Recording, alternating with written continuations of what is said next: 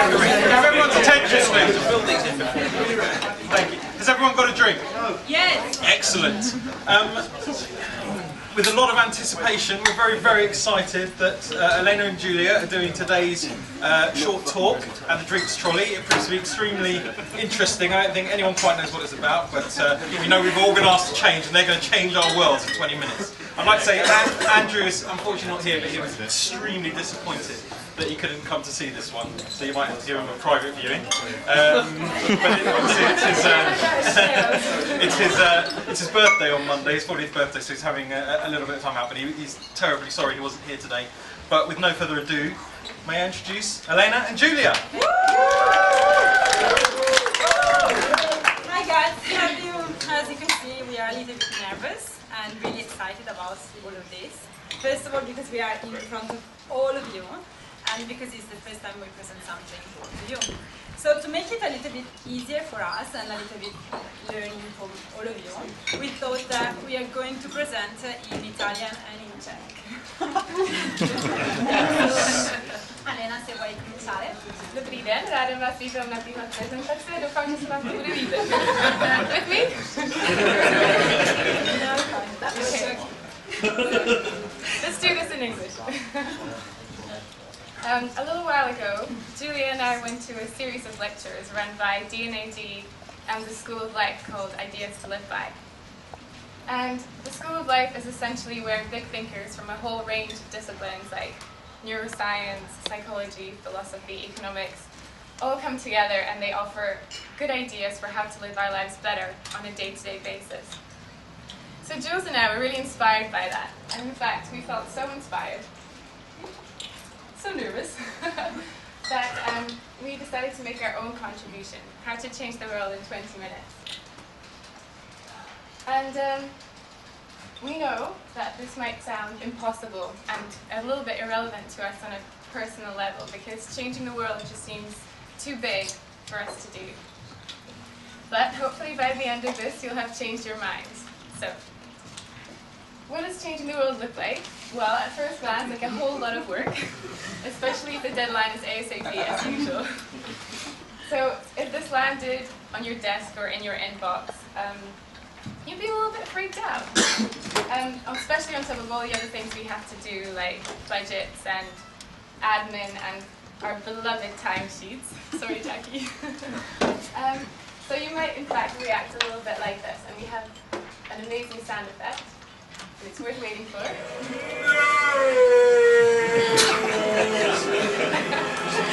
So if you read my blog, or if you're just a Star Wars fan, you'll know where that comes from. But the point is that we don't have to feel so overwhelmed when we think about changing the world. We're not going to ask you to eradicate world poverty while you're trying to have a beer. All we want you to do for now is just relax, listen, and keep an open mind. A little while ago, I went around asking some of you how you would change the world, and you probably thought that I'd forgotten all about that. But here are the answers. And Joe Deere will remain anonymous, as promised, and he's not here. He's not here, so it doesn't matter. But it was a fun little experiment for me to do, because actually the first thing that happens when you ask someone how they would change the world is that they look at you like you're completely crazy. And then they hesitate, and instead of coming up with a solution, we end up listing more problems. So for example, to change the world, we could eradicate poverty, but exactly how are we going to do that? Or we could get rid of malaria. That would be a great way to change the world. But again, exactly how are we going to do that?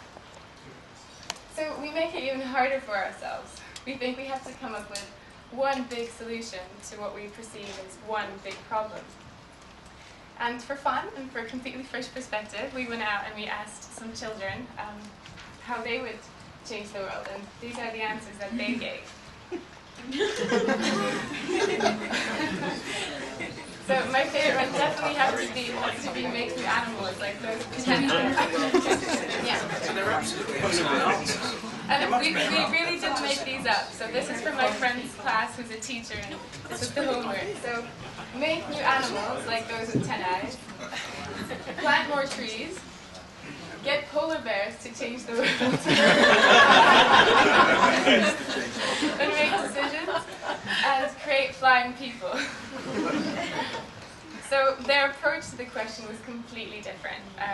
They didn't hesitate, and they gave very specific answers to the question. And it's great because we have this open way of thinking when we're kids. We just forget about it as we get older. And there's a great quote by Picasso who said, "We're all born artists, but the problem is to remain an artist as we grow up." So we need to remember that open way of thinking, that kind of innate belief that we can change the world, because none of these children doubted that what they said would actually change it.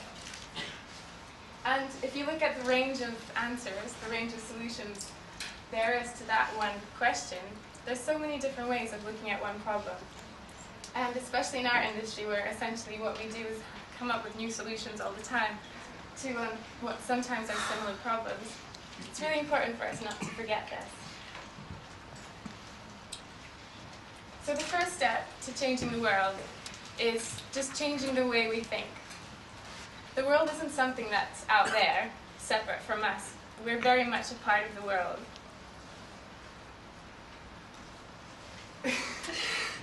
Just for a moment. So the big solution is really a series of small steps, starting from very small actions that add up and create a big change. And the first most important one is just believing that we can actually change the world. So just to recap from the beginning, very quickly, it's like changing the world doesn't have to be an overwhelming thought. We just have to change the way we think and take the small steps. And the first one is the most important. That is, believe that we can make the change. So if we focus on our goal and we believe in them, we are much more likely to take action and to instigate changes. And how many, or have anyone seen Pay It Forward? Pay it forward?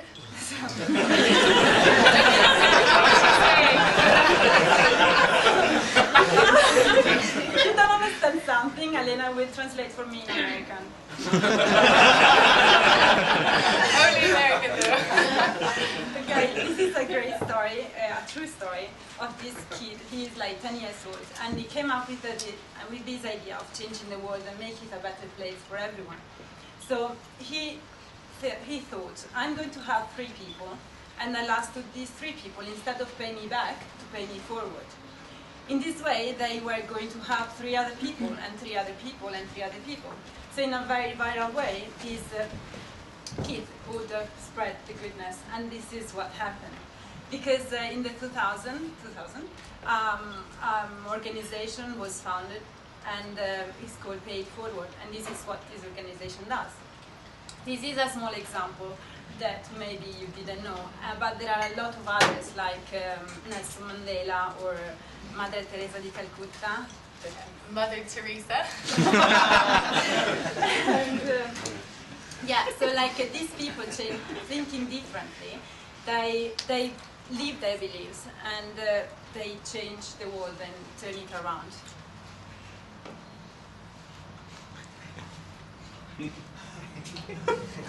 Does this mean something to you? So don't underestimate the power of an action, because what if this was the context? About 68, isn't it? yes. So these are the Mexico Olympics 1968, and this was at the peak of the with racial discrimination protest, and the whole world was watching while the Olympics. These guys, Tommy Smith and John Carlos, 2 Afro-American runners, athletes, at the moment when the national anthems was playing, they raised their hands, a symbol of Black power. This was a small action that took a lot of courage, and they really believed in that. They didn't know where their action was going, but they just did it because they believed. So they didn't know that 40 years after, that led to the election of the Afro-American president, Barack Obama. So you don't know where your action will lead you, but you have to take the risk because you believe in that. And part of the risk could be a failure. And but if you be prepared to fail, because if you do it, you will achieve. We edit a video for you,